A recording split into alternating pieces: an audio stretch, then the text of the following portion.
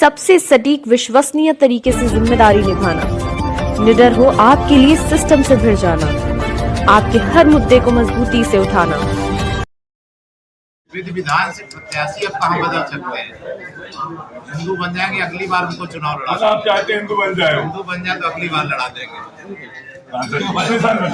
प्रदेश में उपचुनाव हो रहे हैं, लेकिन सीसा मऊ सीट बहुत महत्वपूर्ण है। इतनी महत्वपूर्ण है कि सारी सीटों में सबसे ऊपर प्रमुखता पर आ गई है। यहाँ पर भारतीय जनता पार्टी ने अपनी पूरी ताकत झोंक दी है कि ये सीट ऐसी है जो 24 साल से फंसी हुई थी, अब उसको निकालने का समय आ गया है।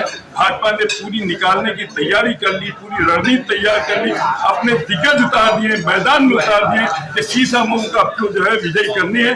और इसके लिए हम यहाँ पर जो है मुलाकात कर रहे हैं। यहाँ पर बाकायदा मीडिया सेंटर का उद्घाटन किया गया और उसके बाद जयप्रकाश जी उनसे कुछ बात करेंगे। ये बताइए इस सीसा सीट के लिए आप इतने ज्यादा जो यहाँ पे ताकत झुकी, वजह क्या है? तो हर चुनाव में झोंकते हर वक्त क्या है, वो हमारे पास संगठन है, तो हर चुनाव को ये हमारे लिए कोई नई बात होगा। हमारे पास चुनाव पिछले चुनाव में दिया ब्रजेश पाठक भी आए। अभी आपने बात कही फतवे की, ये बहुत महत्वपूर्ण बात आपने कही कि फतवा। अच्छा, बीजेपी तो फतवा मानती नहीं, अब आखिर क्यों मान रही है बीजेपी फतवे को? कह रही है कि वो आपने भी आप कहा कि अगर मुसलमान जो है बीजेपी के फतवे को मानते हैं कि नहीं मानते, आपका इससे क्या लेना देना? हमारा इसलिए है कि क्योंकि नसीम सोलंकी ने एक मंदिर में के कारण उनके दाखिल अब ये हमको देखना है फतवे का। मुझे तो ये दोनों तरफ की नौटंकी लग रही है। नसीम सोलंकी का हिंदू मंदिर जाना ये फिर मौलाना उसको बैलेंस करने के लिए ये उनकी नूरा की।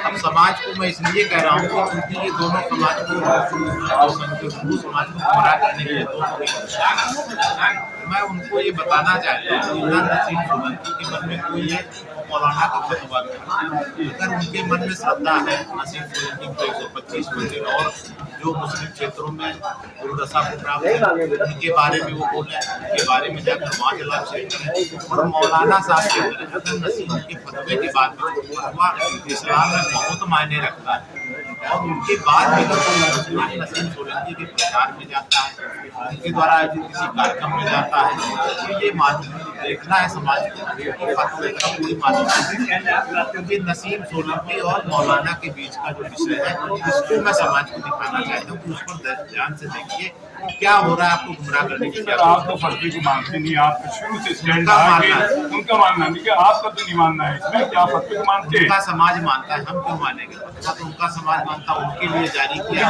अपना मैटर हो सकता है, आपका तो नहीं हो सकता। चुनाव के लिए कर रहे हैं, मैं उसको दिखाना चाहता हूँ समाज को, पूरा समाज देखे फतवा और नसीम सोलंकी। क्या कोई व्यक्ति मंदिर जाके जो है वो पूजा अर्चना नहीं कर सकता है क्या? पुजारी को बात किया, मंदिर को पुजारी को बात नहीं किया। मंदिर जब आते हैं तो ये शुद्धिकरण होता है, बिना जाकर मंदिर को सूचना पहले कितनी बार और इससे पहले गई चुनाव आया तब जाकर नौटंकी करने पहुंची। इससे पहले जीवन में कब गई या तो उनके क्षेत्र में वहाँ कब गई? केवल चुनावी दृष्टि का, इसलिए मैं उसको बोल रहा हूँ। हो सकता है उनका धर्म बदल जाए। स्वागत है। बांग्लादेश और कनाडा में हो रहे मंदिरों पर हमले बारे में अगर ले लिया वो मान लीजिए आ जाती है तो क्या आप प्रत्याशी बदल देंगे? विधि विधान से प्रत्याशी अब कहाँ बदल सकते हैं? हिंदू बन जाएंगे, अगली बार उनको चुनाव लड़ा। आप चाहते हैं हिंदू बन जाए? हिंदू बन जाए तो अगली बार लड़ा देंगे। एक मिनट हमें कभी तो मौका। सांसद जी, आप देखिए काफी मेहनत कर रहे हैं और सीसा मऊ में आपने भी जी तोड़ मेहनत कर डाली है और मुस्लिम क्षेत्रों में जो आपने अलग जगाई है वो ऐतिहासिक है। जहाँ दीपक नहीं जलता था वहाँ हंडे जल रहे, बड़े बड़े लाइटें जल गई, समझ लीजिए। ये श्रेय आपको भी जाता, आपको जाता, भाजपा की पूरी टीम को जाता है। आप इस पर क्या कहेंगे? ये श्रेय पूरी टीम को जाता है और ये अच्छी बात है। में एक वर्ग है जो विकास की राजनीति करना चाहता है कानपुर, जो चाहता है कानपुर में विकास की राजनीति और जो गुंडागर्दी है समाप्त हो। और उन्होंने इरफान सोलंकी की गुंडागर्दी को समझ लिया। वो जानते हैं कि इरफान सोलंकी और उसका परिवार सिर्फ अपने लिए राजनीति करना चाहता है, विकास की राजनीति, तो इसलिए अपने समझे और मन बना लिया है कि वो चाहते हैं कि इस बार ताकि भारतीय जनता पार्टी जीते और वहाँ सीतापुर में विकास हो। आप देख रहे हैं सीतापुर से तो वो विधायक हुए तब से वहाँ ये तरीके कोई विकास नहीं हुआ। इस बार हमारी विकास की राजनीति करना चाहते हैं और विकास की राजनीति में जो हमारे साथ देना चाहते हैं उनका स्वागत है। यही कारण है कि आज आप जानते हैं कि हमारे जो 192 बूथ 96 बूथ जो प्रो माने जाते हैं, तो 96 जो बूथ आपके मुस्लिम बाहुल माने जाते हैं, उन सभी बूथों पर स्वेच्छा से मुस्लिम धर्म के लोगों ने भारतीय जनता पार्टी में मतदान किया और वो उन्होंने कहा कि हम इस बूथों पर भारतीय जनता पार्टी के पक्ष में मतदान कराएंगे। तो उनका स्वागत, ऐसे लोगों का स्वागत जो विकास की राजनीति करना चाहते हैं, हमारे साथ आना चाहते हैं। तो इसलिए तो चुनाव निश्चित रूप से विकास वर्सेस अपराध मुक्त। आज झंडा उठाने के बाद मुस्लिम क्षेत्रों में आपके कार्यकर्ताओं पर हमले हो रहे हैं, या आपके भाजपा के कार्यकर्ताओं पर हमले हो रहे हैं, तो क्या इसको आप गंभीरता से ले रहे हैं? क्या भारतीय जनता पार्टी के कार्यकर्ताओं पर अगर हमले होंगे तो शासन पे कार्रवाई करेगा और मैंने प्रशासनिक अधिकारियों को निर्देश दिए कि अगर किसी भी कार्यकर्ता पर हमला होता है इनको एक आपके और वो लग रहा है कि सत्ता दल जो है वो जो प्रशासनिक एडमिनिस्ट्रेटिव उसका गलत फायदा उठा रहा है और जो गठबंधन के लोग हैं उनको चुन चुन के बंद किया जा रहा है। ऐसा कुछ नहीं, जो भी गलत करेगा चाहे गठबंधन का हो चाहे कोई व्यक्ति हो, उसके खिलाफ कार्रवाई की जाए। वो लोग बिल्कुल हमारे विधायक जैसा कह रहे हैं, उन लोगों के साथ नियत है वो यही करते रहे और किसी के आधार पर गुंडागर्दी के आधार पर भ्रम फैलाकर झूठ बोलकर अभी तक वो सत्ता में रहे। अब वो सब झूठ और भ्रम ये सब स्थिति वहाँ की जनता समझ चुकी है और जनता ने मन बना लिया कि भारतीय जनता पार्टी के वोट देंगे, सुनिश्चित बस्ती को जिताएंगे। तय हो चुका है, आगे अब सब चीज़ें बेकार है।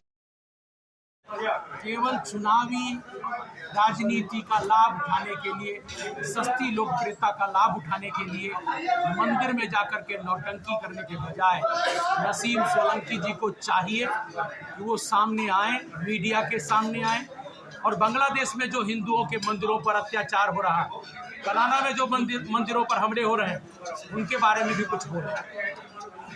आप कितना बोले कनाडा के मसले हम में? बराबर बोल रहे हैं, हम बराबर। हमारी पार्टी के लोगों ने सवाल भी नहीं खड़ा किया बल्कि कनाडा के सरकार के लोगों को प्रश्न चिन्ह भी खड़ा करके भेजा। अच्छा, एक सवाल और है आपसे, ये बताइए कि आपका लोकल संगठन जो अवस्थी जी के साथ होना चाहिए पूरा नहीं दिखाई दे रहा, वजह क्या कारण? आपको जगह बताइए कहाँ नहीं दिख रहा? नहीं, आप खुद जवाब आप जान सकते हैं इस चीज को। मैं संपूर्ण जानता हूँ और मैं प्रदेश का महामंत्री हूँ, इसलिए आप जान रहे हैं। आपके पास रिपोर्ट भी है, आपके पास रिपोर्ट भी है। आपको एक एक व्यक्ति पार्टी के चुनाव में दूसरों के फर्जी कागज बनवाना और अपने भी फर्जी कागज बनाकर यात्रा करना, एक 420 फोर्जरी जालसाजी का ये भी उन पर मुकदमे लंबित है।